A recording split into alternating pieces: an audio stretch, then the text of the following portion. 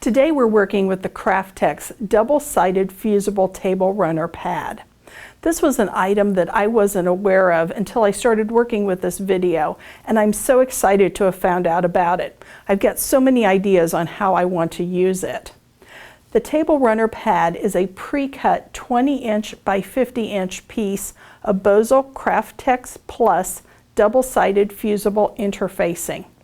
And to make our table runner today, we're going to be using the pattern Break Time Table Runner, available through Annie's.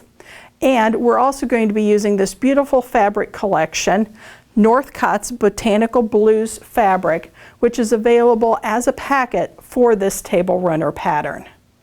The interfacing has fusible on both sides of it. So what we're going to be doing is ironing our table runner onto the top side, and then we'll iron a backing onto the back side, and that will complete putting a layer between our top and our backing for our table runner. I've went ahead and pieced the table runner, and I'm going to bring it across on top of the fusible. Before we begin fusing, we want to make sure that we have the fabric laid nice and smooth and that we just hand press out all of our wrinkles. Using a hot iron, I'm going to start working here in the center and just place my iron on top of the fabric. That's going to heat the fusible on the interfacing, and we're actually going to be fusing the two pieces together.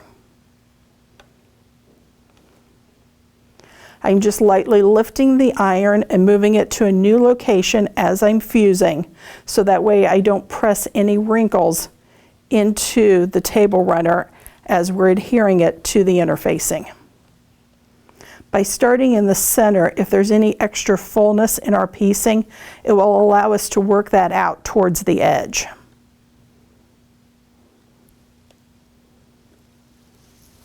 With this particular shaped table runner having an angle here, I did not go ahead and pre-cut the interfacing with that angle, but rather I'm going to trim it after we get done with the fusing. As I'm working with this, I'm being careful not to drag my iron out onto the fusible so I don't melt any of the fusible onto the sole plate of the iron. After we finish fusing all of the fabric for the table runner to the front side of the double-sided interface table pad, we're flipping it over, and now we're going to fuse the backing on. I chose to use just leftover material from constructing the table runner top that was part of the kit in order to make the back. And I'm doing the same process, starting in the center and working my way out as I'm fusing this onto the back. And we're going to continue this process until we have the entire back fused in place. After we finish fusing both the table runner top and the back in place on our double-sided fusible interfacing, the final step is to go ahead and trim the edges. I'm just using my cutting grid to line up a straight edge here along the pieced edge,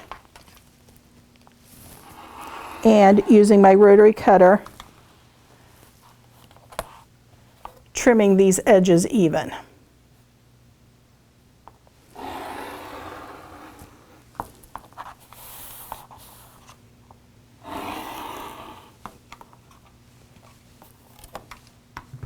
In order to finish the table runner, the final step will be to apply a binding in the same way that we would if this were a quilted table runner. I've prepared 2.5-inch wide binding strips, sewn them together, and have folded them in half. And what we're going to do is we'll stitch this to the back of the table runner with a 1/4-inch seam, and then we'll fold everything forward. Because I had some extra fabric left and some extra interfacing, because the table runner is only 43 inches long and the prepackaged piece comes at 50 inches long, I went ahead and made a cute little mug rug. And on this you can see how I did the binding. I first sewed the binding onto the back, then brought it to the front and did a top stitch along the edge of the binding to finish out the front of the mug rug. This makes a really neat and attractive finish on it. And when stitching with my regular sewing machine, I went ahead and lengthened my stitch length just a little bit to accommodate the thickness of the fusible interfacing. Today I've shown you the Craf-Tex double-sided fusible table runner pad. This was a really neat and easy project to do, which would work perfect as a gift or when you need a fast and quick table runner to match a special holiday occasion. Today we've used the break time table runner pattern that is available through Annie's in order to make this beautiful table runner, and paired that with the Northcott's Botanical Blues fabric collection that's also available to go with the break time table runner pattern. I know I'm really excited about this product and have a lot of ideas in my mind of how I want to use it, and I hope you'll have as much fun with it as I did.